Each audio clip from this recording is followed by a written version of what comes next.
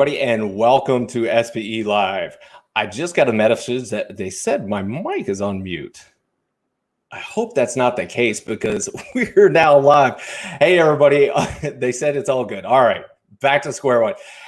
Hello, everybody, and welcome to SPE Live. My name is David Gibson, and we've got an amazing episode lined up for you guys today. Today's episode is At a Crossroad, Today's Energy Workforce. We're going to have an amazing panel of esteemed colleagues come on and be able to talk to you guys about the things happening behind the headlines, what it's like to be returning to the workforce, mental health, and layoffs. This is going to be an amazing episode, and as always, what we really want to be able to make out of this is we want you guys to interact with us. We want to know who's here in the audience, where you guys are watching from, because it's always fun to be able to see the reach of SPE. Let us know where you're working at, what you're doing. Also, as we go through with this part and the part afterwards, we want your interaction. Ask questions, leave some comments. We're going to have people from the SPE who are essentially just engaging in the comments, watching the comments, and reading what's coming up so that we can better serve you guys, not only in this episode, but in future episodes. So if you guys have any questions, please ask away. And if you have any thoughts and considerations as far as what episodes you would like to see in the future, please let us know. So once again, we're having a panel discussion today that's going to be hosted by Dr. Niels Corgesson. He is one of the team members here within the SPE group. Sorry about that. And let's see here. Let's make sure I've got everything covered here. And I think that's what all we've got to say here at the beginning. Struggling through this a little bit, got thrown off my wheels there with the mic stuff. So I guess we'll go ahead and bring in Dr. Niels. Dr. Niels, thank you for being here with us today.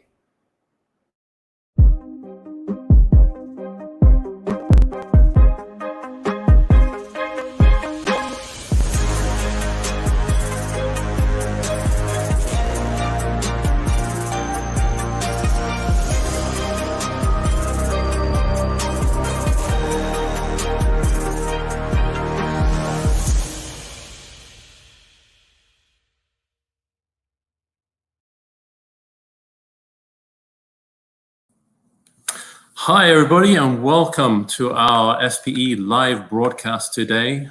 We are coming live to you today from Houston and London and across the world. It's a beautiful spring day here in Houston, but our oil and gas industry is being battered by an almighty perfect storm. The double impact of COVID-19 demand collapse and a nasty supply glut overhang from the OPEC plus debacle has left our industry in a real mess. So today, in our panel session, we want to be looking behind the headlines at the impact on the current situation on our workforce. So that's you, our viewers. So over the next 40 minutes or so, as David mentioned, we have 4 expert panelists that will be joining us to talk about various aspects of the current situation. We have Susan Howes, VP of Engineering at Subsurface Consultants and Associates. Susan will be talking about layoffs and workforce in transition. And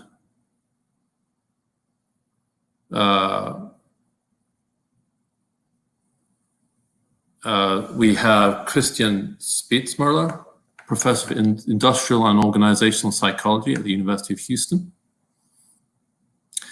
She'll be talking about her research on the energy workforce outlook on COVID-19. Diane Chadwick-Jones from BP. She is the Human Performance Director at BP, and she'll be talking about how companies like BP are putting mental health and employee well-being in the balance. And finally, Tom Woollard, Principal Partner at Environmental Resources Management, will be talking to us about the challenges of returning to work and managing that risk. And it's at the forefront of many discussions currently, so obviously it's very important that we also try and address that in our discussion. So with no further ado, I'm going to turn to Susan. And so Susan, you've been core in SPE volunteering for many, many years in the Gulf Coast section, and you've been working very centrally with the Members in Transition program. Please tell us more about this program and what its importance and how it's helping the workforce currently. Thanks, Niels. We launched the Members in Transition program about 4 years ago in the Gulf Coast section, and we cover all sorts of career topics, job search, career transition, entrepreneurship, innovation. And one of the key elements of our program is a monthly seminar series with usually 3 or 4 different speakers. A webinar series due to COVID-19. We're only doing it virtually, and we're having the speakers broadcast from their homes. But our next event is actually open for registration now. It's May 8th, so that's a couple of weeks away. And the speakers will be talking about cloud-based skills, how to start a company, the mentoring journey, and preparing for unemployment. And so we find that when we are able to have these meetings face-to-face, it provides a great opportunity for networking. So we hope to be able to return to a conference room soon, but right now they're available for virtual interaction. We're also planning a career fair, a hiring event for upstream oil and gas professionals. We had one scheduled for March, and we have postponed that until September. But 13 of the employers that had already registered are carrying forward with us until September. And so we will start the planning for that event in a conference call on May 15th. So volunteers are welcome to join. We have a number of discounted opportunities for members in transition in the Gulf Coast section because we want people to keep active in their SP membership. There's great resources that are available on our website, books and websites and all sorts of other resources. In fact, some recordings of our previous seminars are available there too. And we have a job board, so people can post their resumes and they can look for jobs that are posted there. That's really positive. So, you know, obviously the industry layoffs and the furloughs are impacting more than just SPE members. Can you say a little bit about how you're expanding the program to other associations? Absolutely. Well, we've been collaborating with more than 20 different professional societies on our hiring event, and the APG recently approached us to expand this program to other cities in North America. And so, in fact, we had a planning meeting last week where we're looking to expand to Midland, Odessa, which is the Permian Basin section for SPE, and to Denver. And so we'll be collaborating with APG and perhaps other professional societies. And we really think this is best done locally because you can get local speakers, you can have opportunities for universities or faith-based communities or even local government agencies that can provide employment support. And so we would like to see this spread to different parts of the world. Yeah, I was about to say, you know, obviously I mean, many viewers may ask, well, you know, this is just sort of very American-centric, and it's partly the nature of the American oil and gas industry that ramps up very quickly, employs a lot of people, and then in the current situation, it ramps down very quickly and a lot of people lose their jobs. But obviously the tools and the information that's available for members in transition, so the people that have been laid off, is available and important for other people in other locations in the world. So, you know, they can access some of this information or a lot of this information through the SPE website, correct? Absolutely. We have a page for the Gulf Coast section, and there's a page for our committee that has resources there. We also wrote a paper that we delivered at the annual technical conference exhibition a couple of years ago about how to start one of these. And in that paper, we gathered some of the best practices for conducting a job search. In many cases, a job seeker who may be quarantined right now can get started on the process of thinking about their skills and competencies and how to best portray their brand as they're looking for a job search. And they can also be conducting research on the companies that they want to approach. We're finding in Houston that many of the companies that are hiring are smaller companies, and they may have started up within the past 10 years. And so you're going to want to learn about them. And so contacting individuals who work there, or perhaps doing research about how they started and what their product lines are is a great way to spend your time while you're in quarantine. You also want to think about how you're going to use your network, because we all know the best way to land a job is to use your network to do that. So reach out to your contacts and let them know that you're in job search mode, and make sure that you expand beyond your immediate circle of friends to perhaps colleagues that you haven't talked to a while, and get back in touch with some of your former colleagues. Perhaps they'll be willing to give you references. And so it's a great time to do that legwork now while we're stuck at home. You can do that research, and you actually might be able to catch someone on the phone if you call them.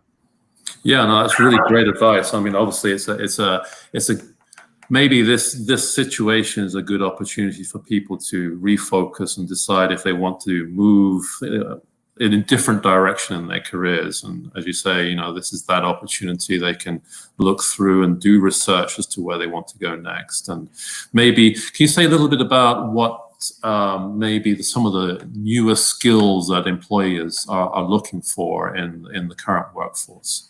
Absolutely. Well, data analytics is certainly an area of interest for many job seekers. There are a number of opportunities to get skills in that area, and so you might want to be looking at taking some online classes, learning some software skills, perhaps get a certificate. Maybe you want to get your PE license or a PMP certification. There's lots of opportunities right now to enhance your skills.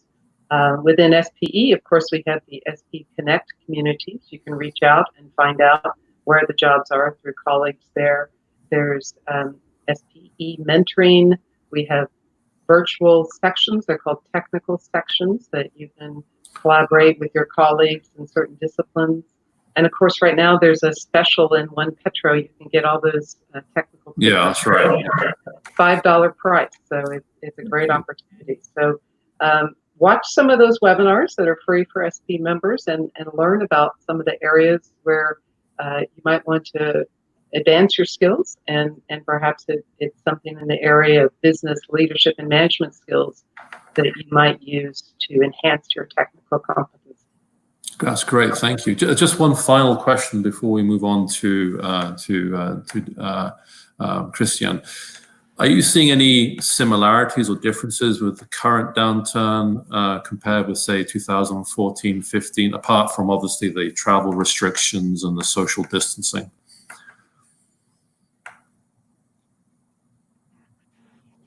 I think the challenge with this downturn as compared to previous downturns is usually our advice to job seekers is get out of the house.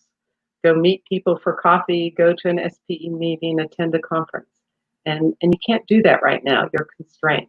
And so now's the time to reach out virtually. Use email and social media and pick up the phone and contact your colleagues that you've worked with in the past, and plan ahead for times when we return to work. But now's the time that you can conduct your job search literally from your house. Okay, thank you, Susan. We'll come back to you later on in the broadcast. I'm going to move on to Christiane now. Thank you very much, Christiane. Obviously, this time, anxiety, uncertainty, and fear, stress are significant amongst the workforce. Your expertise in industrial and organizational psychology, and last week you presented in a really excellent University of Houston webinar along with PESA and Pink Petro about your recent research on worry and appreciation in the energy workforce regarding COVID-19. Can you say a little bit more about this work? Absolutely.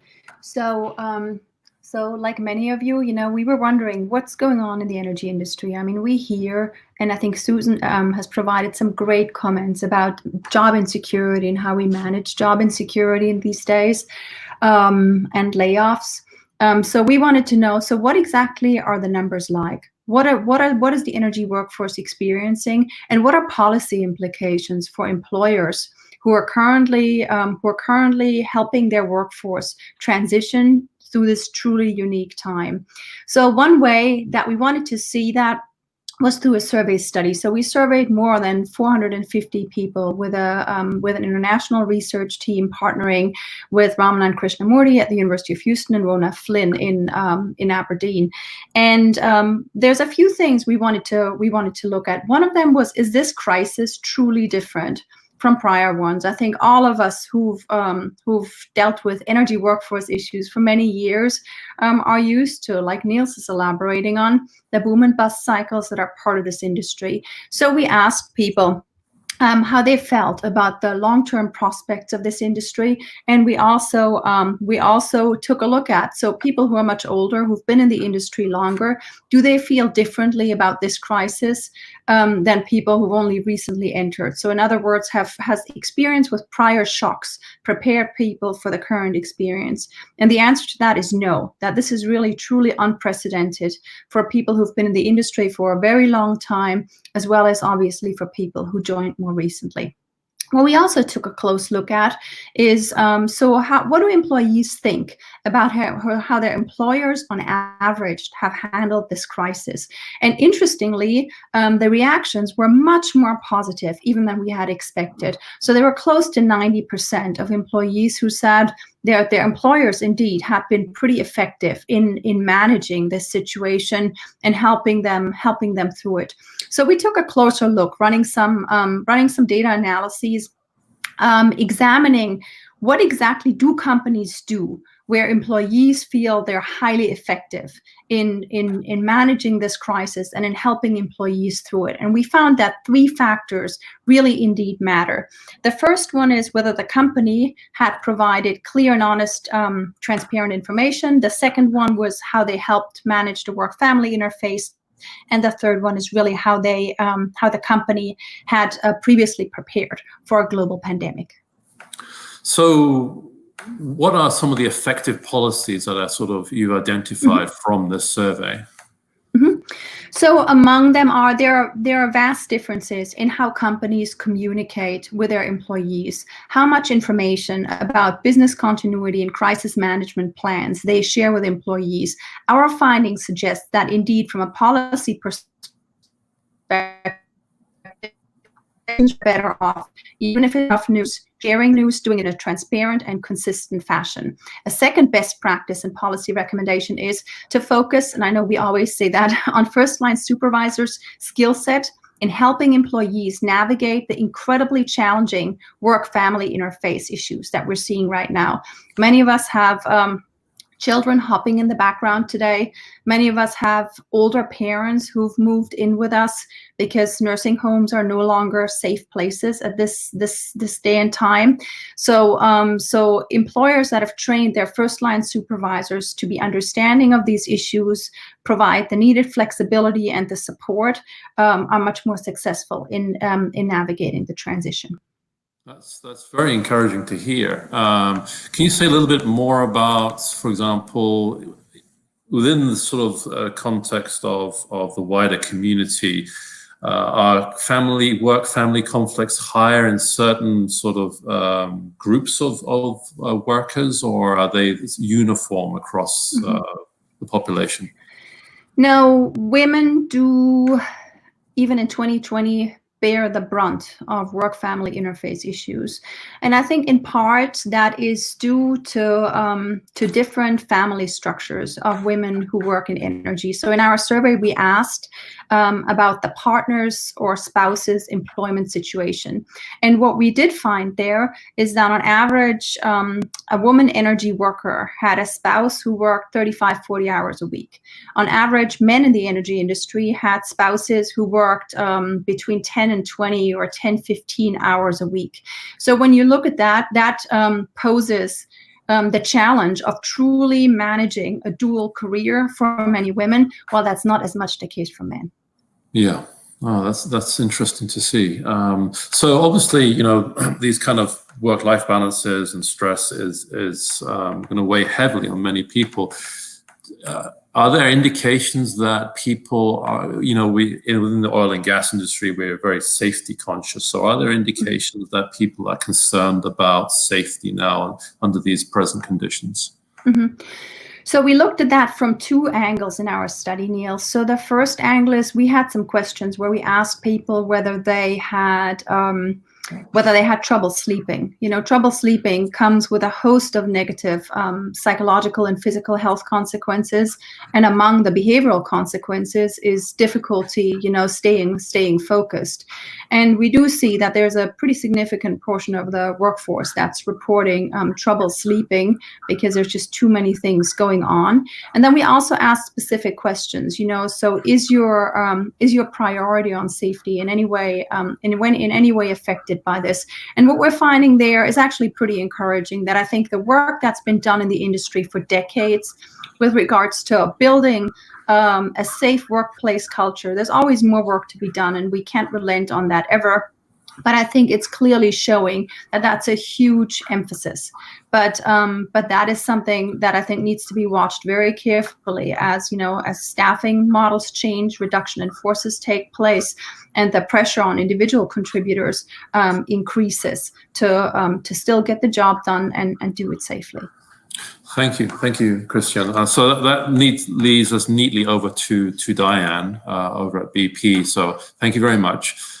Diane, just to continue on that note in terms of mental welfare, mental well-being, and safety, you know, in your role as Human Performance Director at BP, there's been a lot of work done by BP over many years in terms of the workforce well-being. Can you say a little bit more about what BP's efforts are currently in terms of the current situation, work safety, and mental well-being?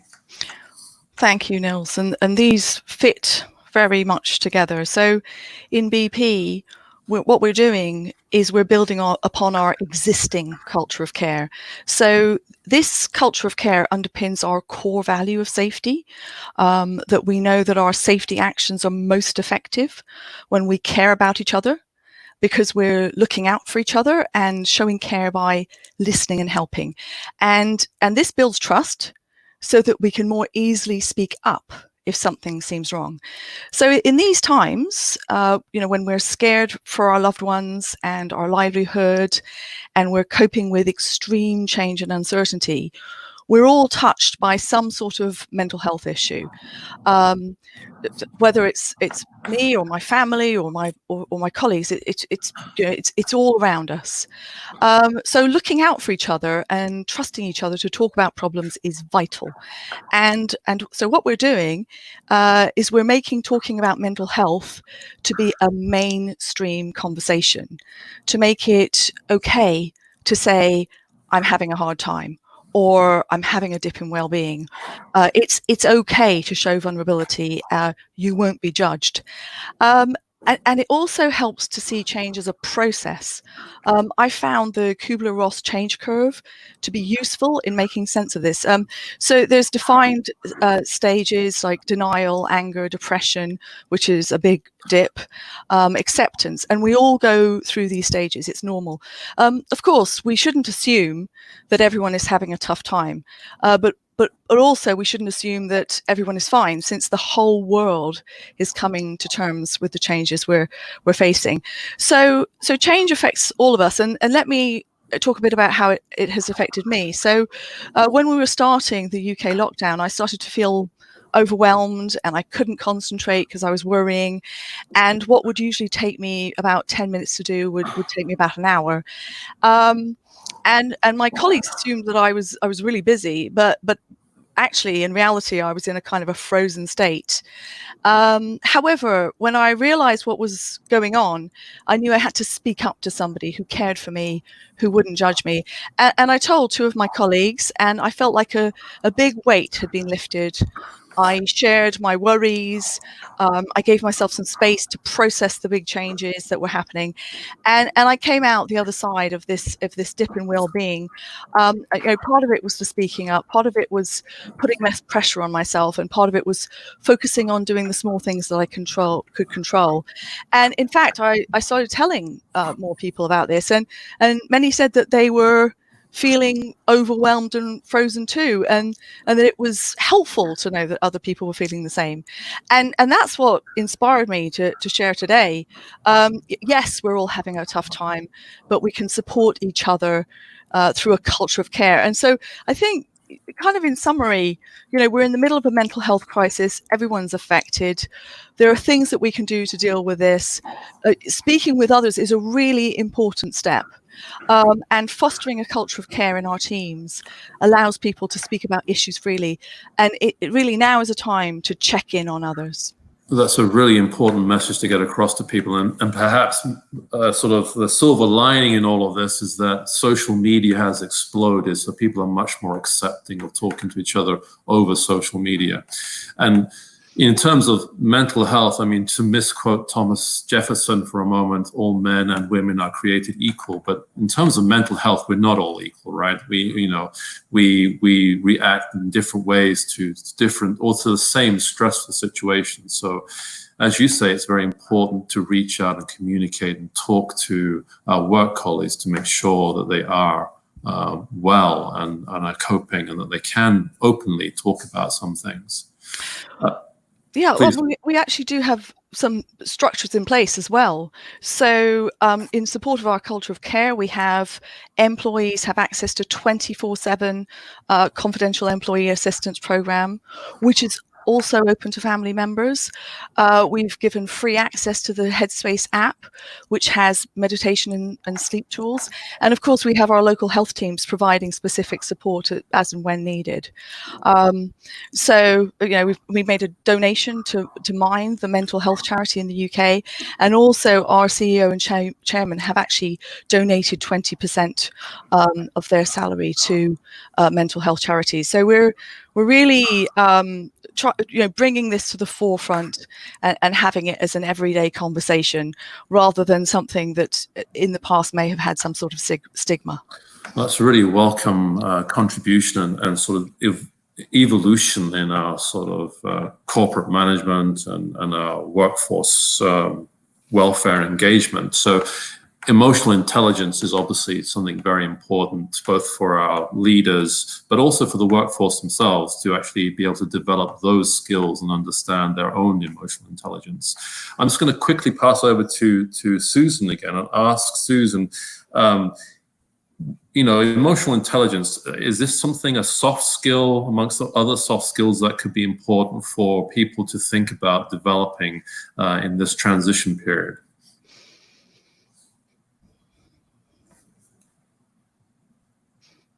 I think we may have Susan, you're muted, sorry. Yeah, absolutely. There are some great resources on emotional intelligence, several good books, and Harvard Business Review has some resources. I think we had some of those resources posted on the SB Gulf Coast section members in transition page, because a lot of times your personality is as important as your technical skills when you're looking for employment. You want to find a place where you'll fit in well, and you want to find a group of people that you respect and that respect you.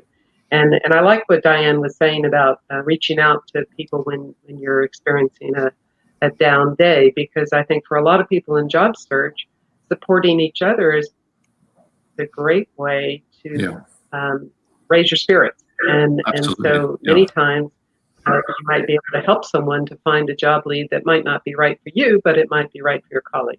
So it's great to support each other.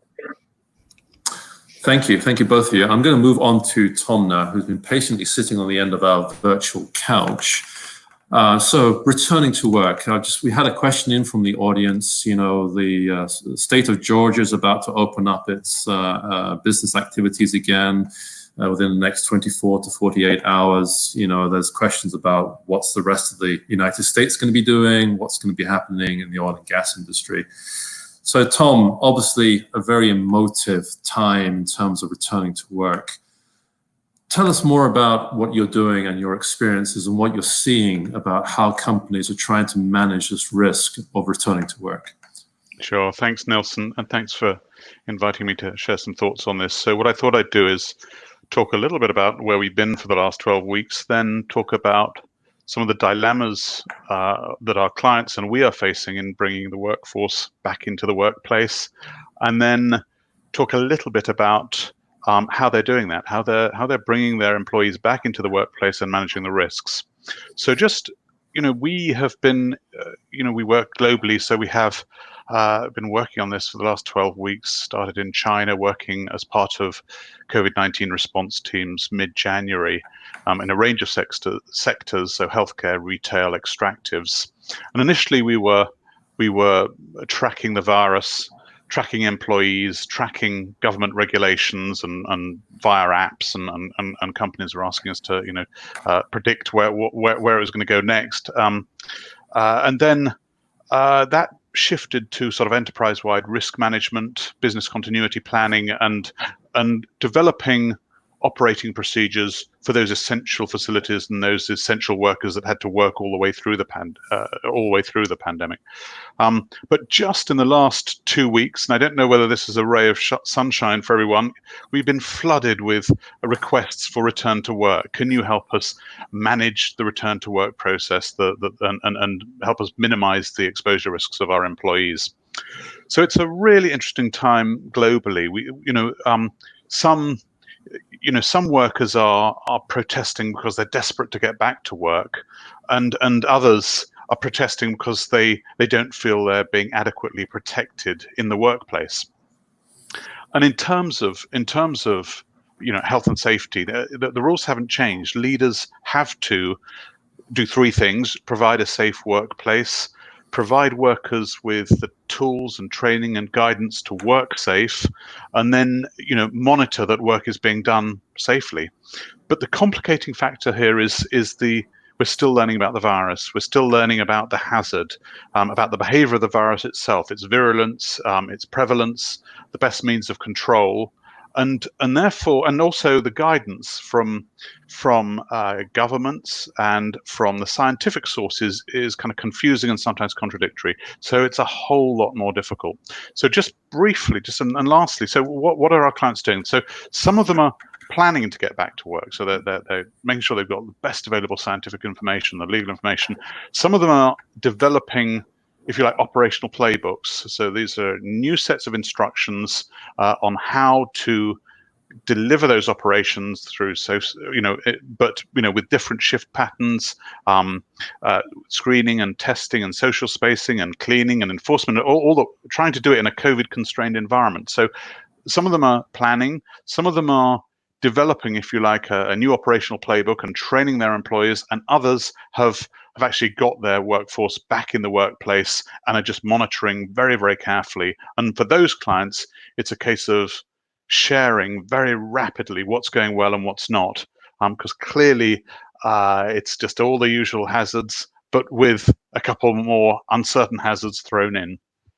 Yeah, that's very interesting. So obviously, many business leaders are having to balance the equation of risk management, risk aversion in a way, versus continuity of the business. So, and oil and gas, we in many locations in Texas, in other states from the United States, and other countries, oil and gas workers are seen as essential employees, so they are at work in the workplace. At the same time, oil and gas companies have a lot of people either laid off or furloughed or working from home in isolation. So that adds a complexity to the picture. So in terms of risk management, how is that going to be managed, getting these different groups together again?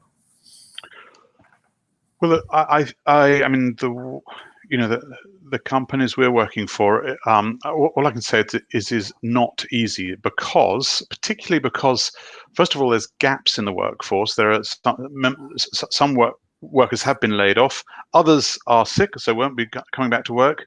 And in other cases, there's a lot of cross-skilling needed to be done because we need more of this kind of skill and less of that kind of skill. So actually plugging the gaps is one thing, plugging the skills gaps is one thing, and actually retraining people is another.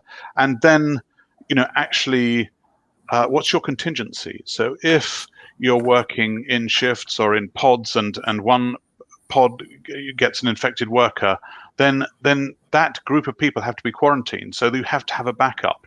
So this it's doable. It's absolutely doable. And again, I'm not just talking about oil and gas. I'm talking across sectors. But it needs to be incredibly well planned, with very clear instructions, extremely good training, and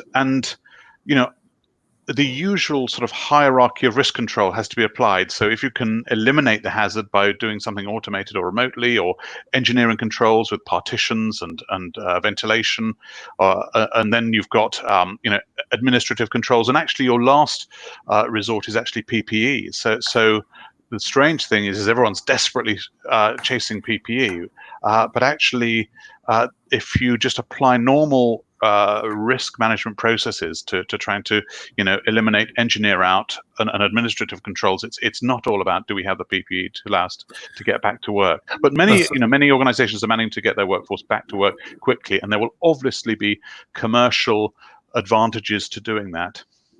But you need to have the test kits. Sorry, you need to have the test kits, yeah. And you need to have the screening, and you need to have the systems in place, and you need to use technology to enable your workforce to work safely in the new normal. Yeah, I really liked your point there about it's not all about PPE, but it's about proper processes, and a very significant part of that is the communication of those processes and the procedures that are about to take place to the workforce. What can the workforce do to support their management? We heard from Christiane earlier that the workforce have been, from her survey, the workforce has seen generally very positive to how management have dealt with the situation currently. But what can the workforce do to support their management in this situation? So, well, in some, I talked about a sort of operating playbook. In some of the companies we're working for, the workforce is actually developing that playbook. They're coming up with the ideas of how to do social spacing, how to do proper screening, how to, they're actually involved in developing the solution. So that they're involved in working in this new normal situation, coming up with ideas. And actually, that's obviously when it comes from the front line, those that are going to be most exposed to the hazard, the virus, getting their feedback and input to this process is incredibly important. The other thing is so helping design, if you like, the new playbook. The other thing is actually, and it's been said earlier, the cross-skilling. So we've got clients that haven't got enough truck drivers, so they're retraining bus drivers to become truck drivers. There's a real, it's that there are gaps in workforces that it's very volatile, and there are plenty of gaps opening up. So reskilling and cross-skilling and learning new skills is vitally important. Thank you very much. I'm going to bring in Diane and Christiane here at this point. So Diane, Christiane, from your perspectives, the return to work, just briefly, what are your observations about what Tom said and just generally returning to work? Diane first, maybe. Well, I think it's all about keeping people safe, isn't it? So we've got a huge amount of effort in this area with changing the schedules, social distancing, testing. It is between the operations team and the health team. This is a massive effort, and it's something that's I think quite phased. I think that's the important thing, is to think that that this isn't going to be over soon, and that how we're looking at it is how do we think about this in a measured way, as a long marathon, rather than something that's going to be quickly resolved. Thank you. Christiane, in your research work, are you going to be looking at how the return to work aspect? Yeah, in fact, we have a partnership on a second phase of our study that is launching this coming Monday, where we're specifically looking at the return to work. And again, we've built partnerships with some industry associations to launch that work. And we're trying to better understand what exactly do employers have to put in place in order for employees to be comfortable returning to work. What are the practices that are relevant, and what are things that you might put in place place that really don't have a profound impact. We're working with a team of Faculty of Medicine, Public Health and Epidemiology experts, and we should have some preliminary results of that by the end of next week. I wanted to briefly build on a comment that Tom made also. I think the cross-skill issue is a really significant one. And I think what we're seeing is that employers that have put a lot of effort into understanding and measuring the skill sets of their workforce and do that continuously, that they're at a significant advantage because they know exactly what the knowledge and skill profiles are and who can be redeployed to what kinds of other similar tasks, while employers that have, much broader job descriptions are in a much more challenging position with a cross-skilling and redeployment. Yeah, no, that makes a lot of sense. Susan, bring you in here as well if I can. So hearing that about the cross-skilling, again, it feeds back to what can people do now in the current situation to improve their skill sets. And you mentioned earlier, data analytics and that sort of thing. We talked a little bit about soft skills. What other skills do you think are going to be helpful and relevant for people to focus on?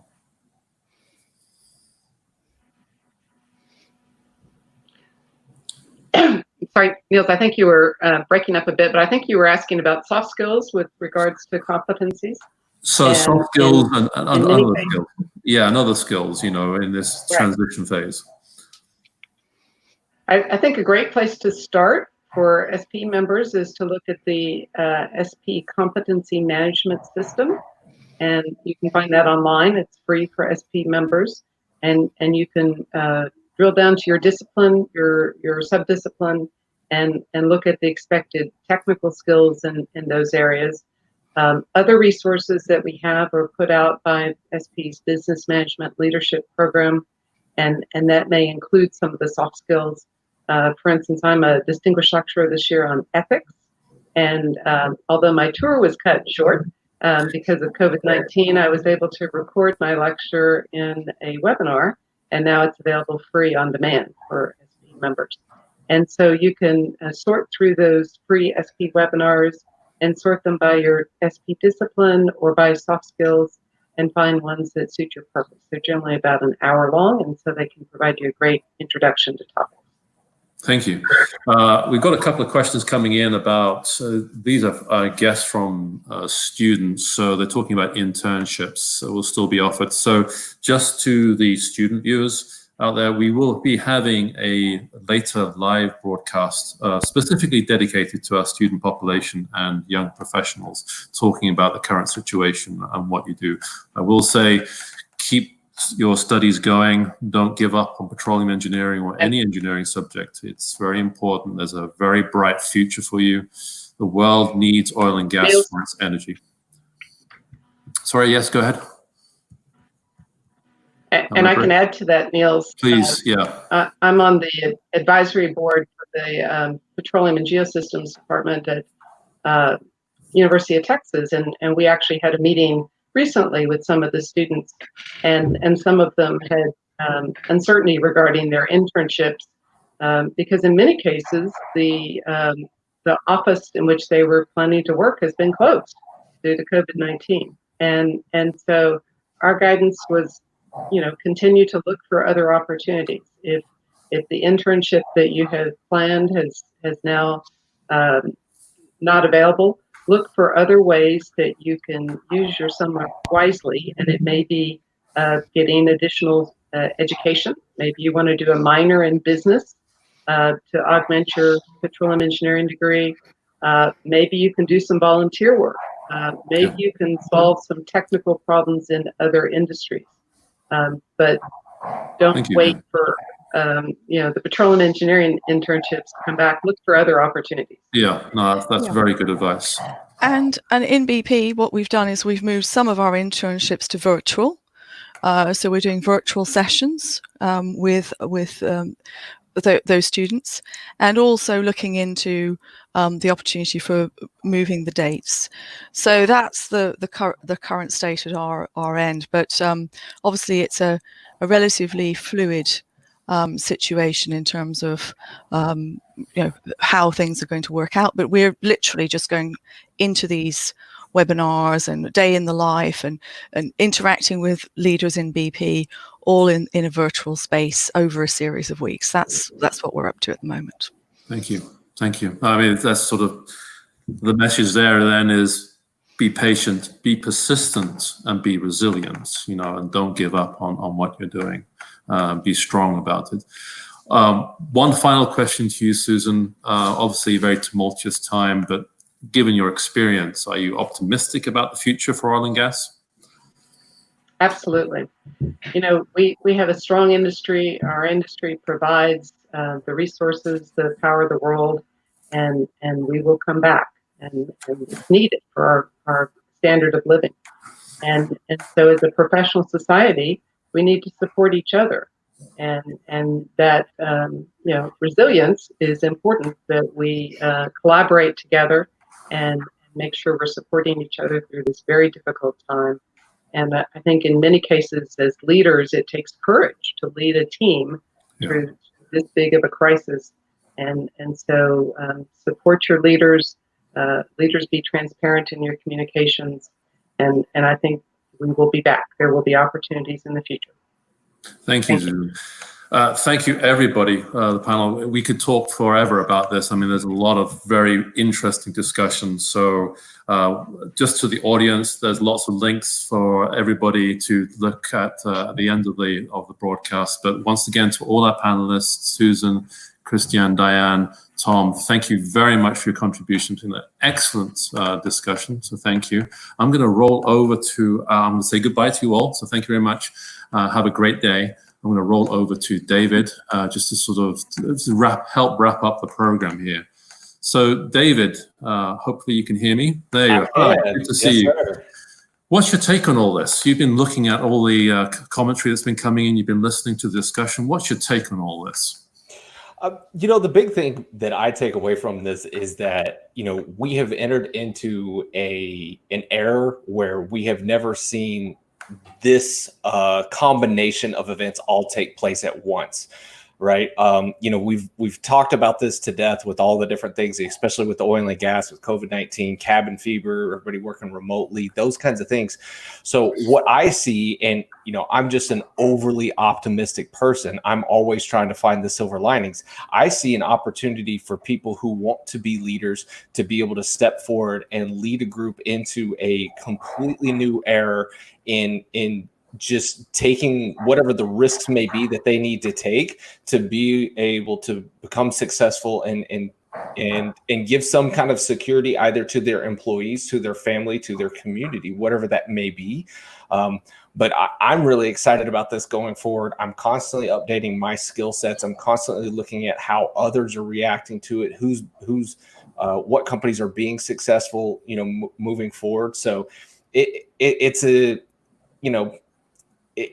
large adversity, but at the same time, with adversity, gives the opportunity for people to be able to rise above and become successful and to do something that nobody's ever done before. So I know that we had some comments in there about, students asking about internships and stuff. And that I told a couple of students and interns the other day, I said, look, you are now going through something that nobody else has ever been through. So that's something you get to put on your resume that you get to say, I went from being at university in person to now having to do university online, remotely from home, dealing with internet issues, dealing with all the other problems, doing social distancing, not being able to go to tutorial groups or, studying with my best friend, whatever the case may be. So then when you enter into the workforce, you should be able to enter in and say, I've got a viewpoint that's different from everybody else here. And I can potentially look at problems from a different perspective and solve them in a different way that nobody else has ever solved. So taking that mindset, and that has to take on with leaders who are open-minded enough to be able to say, let's bring in some fresh eyeballs to this that have been through something we've never been through. How did they solve that problem? Right, of dealing with that, and then come into our organization and help us find solutions that we have here internally as well. So yes, there are issues. Yes, we have things that we have to take care of right now, but at the same time, keep your eyes, forward and think about, what, I have the ability to solve problems that nobody else has ever solved before. Yeah, I think that's a really powerful message, is that that new skill set that we're developing, that new mental resilience, being able to work, you say, from home, from an isolated point, and be able to communicate in new ways. And that brings me to my final point or take on this is that, oil and gas, throughout all its cycles and downturns, we've always come out stronger. We've always come out with greater innovation in technology and in business practices, business management. So like you, I'm an eternal optimist. So yes, we're in a mess at the moment, but I'm very optimistic about the future. I know that new technologies will emerge that will make the oil and gas industry even more sustainable, even more productive. So I'm really excited about the future. I'm excited about the future in general. If you look at this, like how many, great innovative thinkers are now at home with extra time on their hands who said, man, if I just had an extra hour in the day, if I didn't have to do this thing or that thing or whatever the case may be, and now they've got that time, their next door neighbors sitting there with them, they're able to, talk from 6 feet away, whatever it is. In 3 to 4 years, there is going to be a whole slew of new technologies and new companies that were essentially incubated during this quarantine time that will come out from people who were laid off from either being, non-essential workers, people that may have been, waiters and wait staff at restaurants, then went home, taught themselves Python or some other kind of tool, and then said, hey, there's this problem I could solve. And then 3 to 4 years from now, we're all going to have our common jargon and slang. Instead of it being Uber and Airbnb or WeWork or something like that, it's going to be these other companies that were born during this time period. And I'm happy for those individuals. I look forward to seeing those technologies. And it's not going to be just in oil and gas, but it's going to be in our everyday lives. That's great. Yeah. Embrace change. That's really, really good message. So thank you. Thank you very much. I think the one big question is like, how are some of the bosses who were against remote work now going to handle that issue? And are we going to need big office buildings anymore? Are we going to see this big migration from people living in downtown, very densely populated areas to more rural areas and say, I don't need to live downtown anymore. I don't need to live in the suburbs. I can live out in the Texas Hill Country, or I can live out in the prairie land or something. As long as I've got internet access, I can do my job. So that, I think, is going to be the thing. And those people that want to be able to go to their boss and ask that question and say, hey, I really did so much better working from home, but they're still, they've got a superior that's against it. Those are going to be some of the things that, those tips and tricks of how to be able to handle that is going to be really important for a lot of people coming up. Yeah, it'd be interesting to see how that flexibility in the workplace emerges now. Yeah. And whether that's going to be a positive force for change. Yeah. Excellent. Well, I really enjoyed y'all's presentation. Thank you guys so much for doing that. We do want to be able to say, well, we still got deals here. Don't go anywhere.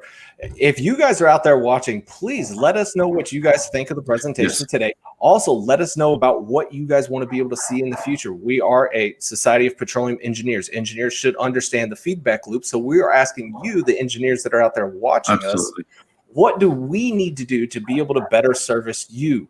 Give us some feedback. Let us know. I know we've got people from the SPE group that are in the comment section, both on YouTube, Facebook, Periscope, and here on LinkedIn that are answering questions. We're going to be taking all of this data afterwards and looking at how do we build some of these SPE live shows for you in the future to be able to give you the best content possible.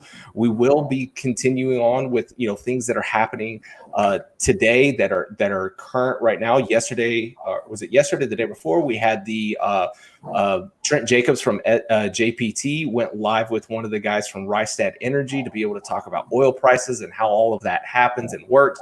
It's a good educational video, so be sure to go back and watch that. Also, this video here, you will be able to go back and watch again if you didn't get to tune in live, or if you're just now joining us. You can go back and watch it on any one of the SPE channels. They will be reposting it. So if the comments are coming in, but I'm looking at you guys. Yeah, I know. So thank you guys so much for everybody out there. If you guys do thanks for your comments.